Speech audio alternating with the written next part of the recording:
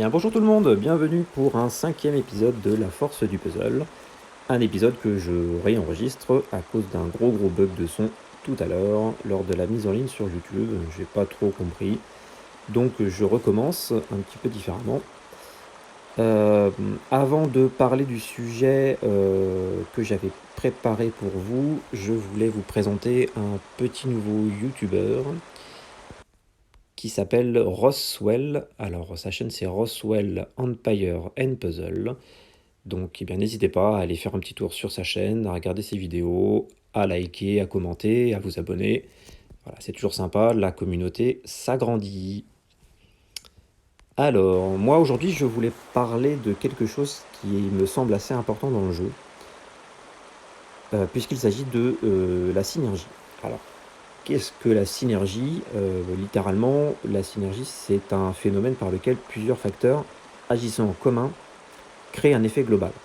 Bon, une fois qu'on a dit un peu tous ces mots barbares mis les uns à côté des autres, comment on l'applique dans le jeu? Eh bien, grosso modo, tout simplement, c'est pas parce que vous allez mettre vos meilleurs héros dans votre team que ça va faire de cette équipe la meilleure possible. Voilà. Vous pouvez avoir les meilleurs héros, s'ils n'ont aucune capacité à jouer ensemble, ça ne sert à rien. Voilà, au contraire, il faut construire votre équipe, qu'elle soit de défense ou d'attaque, avec des héros qui vont agir ensemble, qui seront complémentaires. Après, forcément, ça dépend aussi de votre stratégie d'attaque, 3-2, 4-1, mono. Ça, on verra ça un petit peu plus tard. Pour l'instant, je vais commencer par la défense. Et bien la défense, même principe. Si je dois vous donner le contre-exemple typique d'une défense absolument pas synergique, je ne sais pas si ça se dit synergique d'ailleurs, c'est quand vous rencontrez des équipes défense qui sont composées de 5 soigneurs. Il n'y a aucun intérêt, le raid va être long, vous allez galérer, mais vous allez gagner. Si vous choisissez une bonne équipe d'attaque, vous allez vous attaquer aux soigneurs un par un. Ça va être très long, ça va être très chiant, mais par contre, le résultat, il est déjà connu.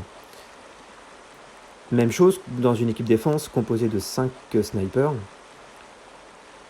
Ça va être pénible parce que forcément, vous allez certainement avoir des dégâts. Maintenant, si vous avez un petit peu de puzzle et du soin, vous allez pouvoir assez rapidement dégommer cette équipe. Je dis pas facilement, mais c'est plus faisable. Donc en fait, il faut de la cohérence.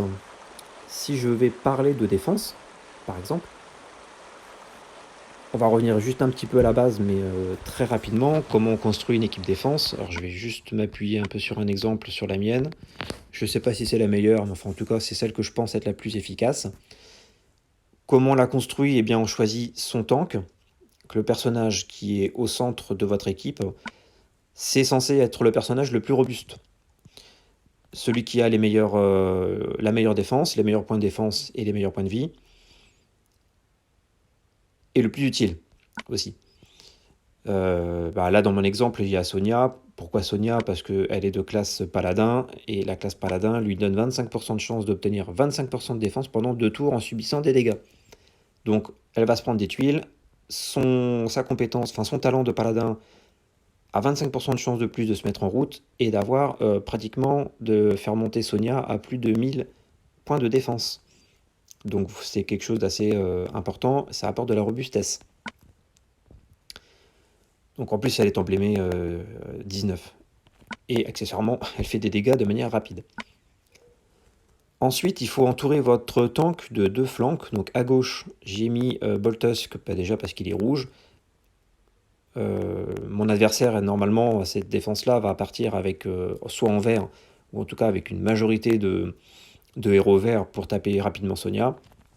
Et le vert est faible contre le rouge.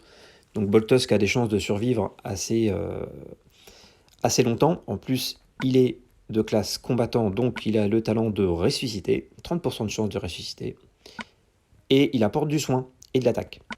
Il apporte 27% de soin à tout le monde et 48% d'attaque sur 4 tours à tous ses alliés. Et à gauche, la couleur opposée au rouge qui est le vert, et le vert j'ai choisi Kaidmon, qui est un héros rapide, qui retire les bonus de tous les ennemis.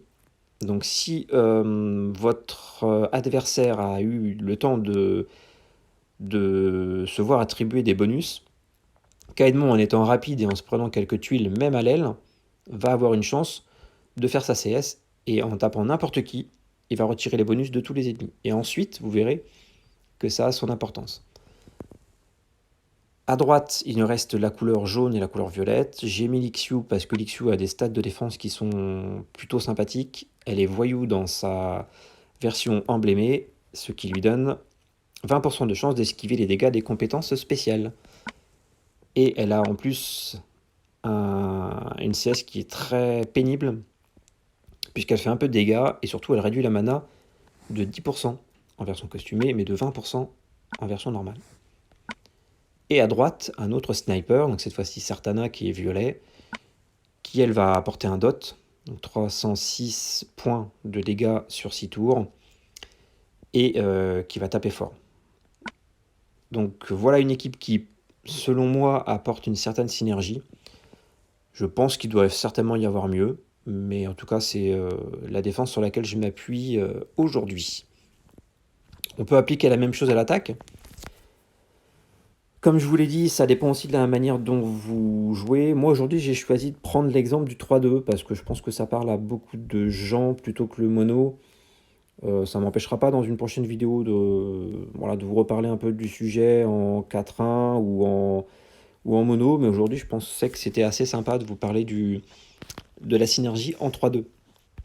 Je vous ai préparé un petit exemple, voilà, d'une équipe, donc 3 bleus et 2 violets. Une équipe qui est assez sympa, dont je me sers, alors pas forcément en 3-2, mais plutôt en 4-1, et qui apporte quand même quelque chose d'intéressant. Pourquoi? Parce que donc, dans les 3 héros bleus, vous avez Kirill, donc ici il est dans sa version costumée, qui apporte du soin, qui apporte une baisse d'attaque à vos adversaires, enfin contre vos adversaires, et une baisse de défense. Vous avez Sonia qui, elle, comme Caedmon tout à l'heure, vient retirer les bonus de tous les ennemis, qui vient taper. Et vous avez Saphir qui, elle, quand elle est chargée à fond, tape sur tous les ennemis à 290% en contournant les bonus défensifs. Dans la deuxième couleur, la violette, j'ai Rigard qui, lui, va non seulement m'apporter du soin au tour par tour, mais va venir augmenter l'attaque de tous les alliés, et surtout qui va purifier les effets négatifs que éventuellement je pourrais recevoir, comme des dots, par exemple, ou des baisses de génération de mana. Et mon sniper. Donc j'ai 2 héros qui m'apportent du soin, 2 héros qui frappent, dont un sur tout le monde, sur tout le monde Saphir. Sonia et Sartana qui tapent fort sur une personne. Et en même temps, j'ai à la fois de l'attaque en plus et une baisse de défense. Je peux prendre un autre exemple.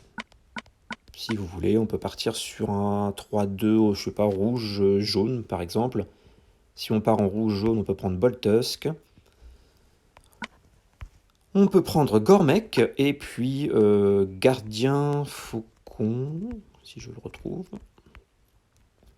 Il est là. Et puis en jaune, on peut éventuellement penser à prendre Brume et puis June en sniper. Alors je précise, hein, l'idée c'est pas de vous dire c'est absolument ces héros-là pour avoir de la synergie, c'est de vous expliquer comment ce système-là fonctionne. Là typiquement j'ai Boltusk qui apporte du soin et de l'attaque, 48% d'attaque. En rouge, toujours pareil, j'ai Gormek qui lui vient baisser la défense de 3 ennemis, donc de 34%, pendant 6 tours. Et j'ai Gardien Faucon qui lui apporte une baisse de défense élémentaire contre le feu. Ça tombe bien, contre le feu, j'ai 3 héros rouges. En jaune, j'ai ce que j'appelle un utilitaire, un Brume, qui fait peu de dégâts, un petit peu, mais pas énorme. Mais surtout, elle apporte des bonus. Elle immunise donc tous les alliés contre les bonus pendant 3 tours. Non, pardon.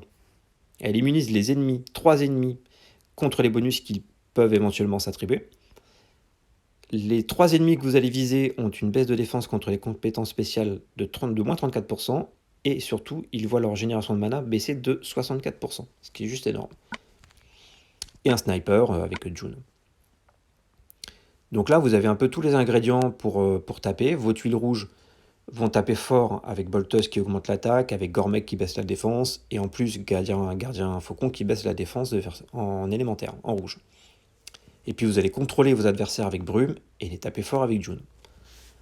Voilà, je peux prendre d'autres exemples sans forcément rentrer dans les détails. Je peux éventuellement vous proposer de faire un 3-2 vert-violet, Almur, Brynhild, Caedmon.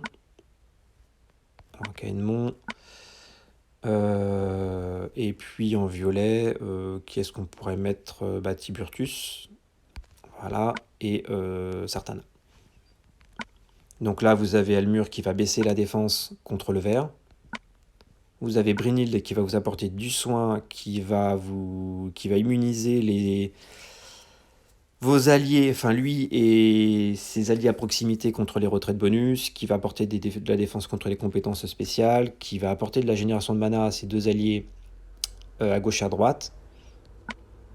Donc privilégier à ce moment-là, à côté de Brynhild, des héros qui sont soit très lents, ou voire même moyens, puisque Brynhild est rapide.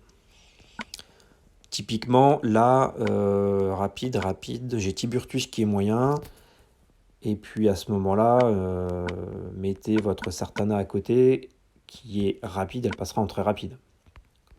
Ou votre Caedmon.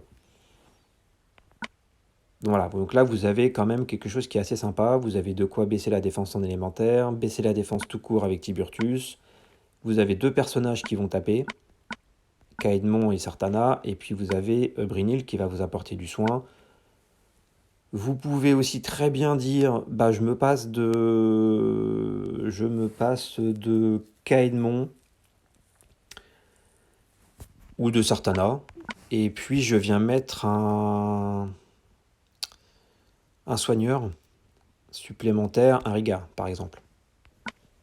Voilà, vous venez mettre un Rigard qui va vous apporter de l'attaque supplémentaire, qui va vous apporter du soin au tour par tour et à tous les alliés. Voilà un peu ce que ça pourrait donner, en synergie. Voilà, et bien j'espère que cet épisode vous aura plu. Je vous souhaite une bonne journée et je vous dis à bientôt pour de nouvelles vidéos dans la force du puzzle. Prenez soin de vous, ciao ciao.